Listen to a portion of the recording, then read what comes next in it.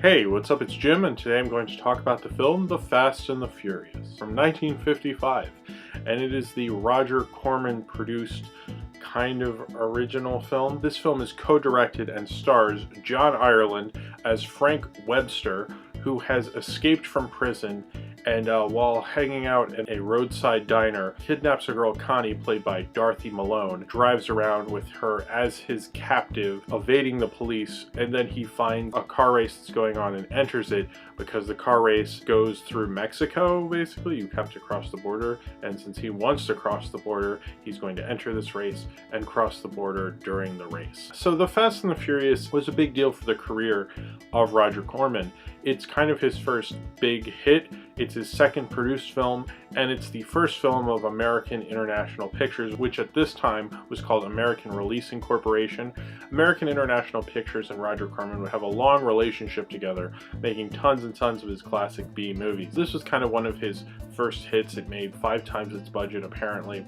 It was a hit for him, and he somehow convinced John Ireland to star in it by also telling him that he could direct it. John Ireland co-directed it with the editor of this film, Edward Sampson. It was kind of like the smart budgeting and smart businessman savvy that was Roger Corman. Roger Corman's one of the forefathers of independent film, and he's a smart businessman, always found a way to work out his films and come up with crazy deals, make sure his budgets were low and he had a big return so he could keep making more and more movies. Setting up this relationship with American International Pictures after he sold this film let him make a ton of movies. I mean, Roger Corman made a lot of movies, and this relationship kept going, and he was smart to get John Ireland. You know, he was a star, he had draw, and he got him for less just because John Ireland wanted to direct. He never directed again, neither did the editor who helped him direct this film, Edward Sampson. It's just a B black and white movie, and it's not very remarkable. I mean, having John Ireland in it I think helps it out a lot, and Dorothy Malone, who went on to get an Oscar nomination the next year for Written on the Wind, and John Ireland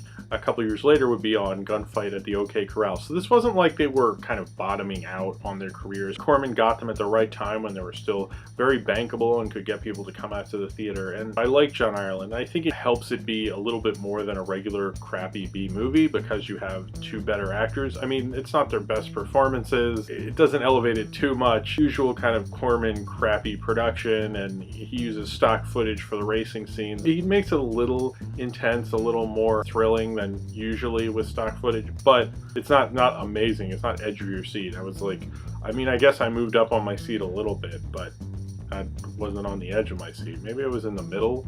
I was definitely not sitting against the back, so that's something. I wanted to review this because of the new Fast and the Furious, Fast and Furious 6 or Fast 6 or Furious 6 that's coming out this weekend, and you're like, well, how does this relate to the Fast and the Furious films? What happened is, I'm assuming they were making the 2001 film with Vin Diesel, and they realized there was another film called The Fast and the Furious. So they actually went and bought the rights to the title The Fast and the Furious, but not the story rights. The story, they never bought the rights to that, and they purchased them from Roger Corman. And apparently the director of 2001 Fast and the Furious traded the title for stock footage to Roger Corman. That's what he says.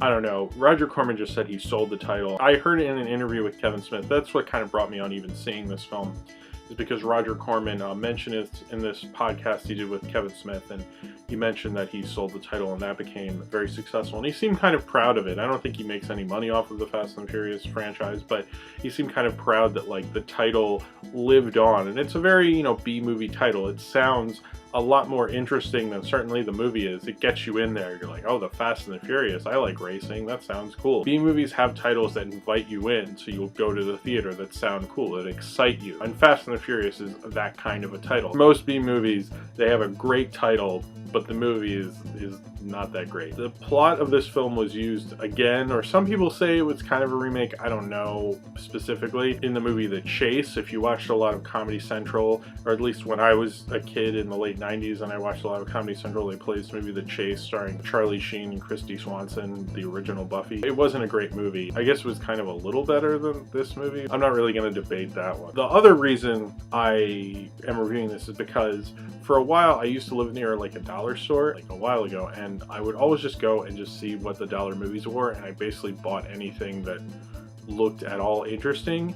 And I didn't watch a lot of them. I just kept buying them for whatever reason. And when I moved, since I recently moved, I realized I had a box full of these fucking things. And when I heard that Roger Corman podcast, I went, like, don't I own the 1955 Fast and the Furious? And so I pulled it out and I was like, hey, you know, why don't I review this? This is very available. You can get it on YouTube. You can see it on Hulu. I kind of prefer Roger Corman movies that are funny, like Little Shop of Horrors and A Bucket of Blood. Those are really the Corman films I like. I mean, Corman made a lot of crap. He made a lot of movies that were featured in Mystery Science Theater 3000 episodes. As you can tell, I watched a lot of Mystery Science Theater growing up. So I've seen a lot of Corman's crappier films while Crow T. Robot's talking over them and such. You could debate if I've actually really seen them. I don't know if I would really want to see them. The thing with Roger Corman is he's like Robert Rodriguez. I'm not a huge fan of Robert Rodriguez. I like how he makes his films and his spirit and interviews with him far more than I like his movies. He was a smart businessman. I don't think he was really a smart filmmaker. Well, I guess he's financially a smart filmmaker. Just artistically, they're never as much fun to watch. It's a B car racing movie. It's not an awful B car racing movie. I actually kind of got a slight kick out of it, although I was sometimes bored. So if you've seen The Fast and the Furious and you would like to talk about it, then comment below in the comments and subscribe if you would like to. I will have a review of Fast 6 or Furious 6 or Fast and Furious 6 sometime this weekend. And that's it. Thanks for watching.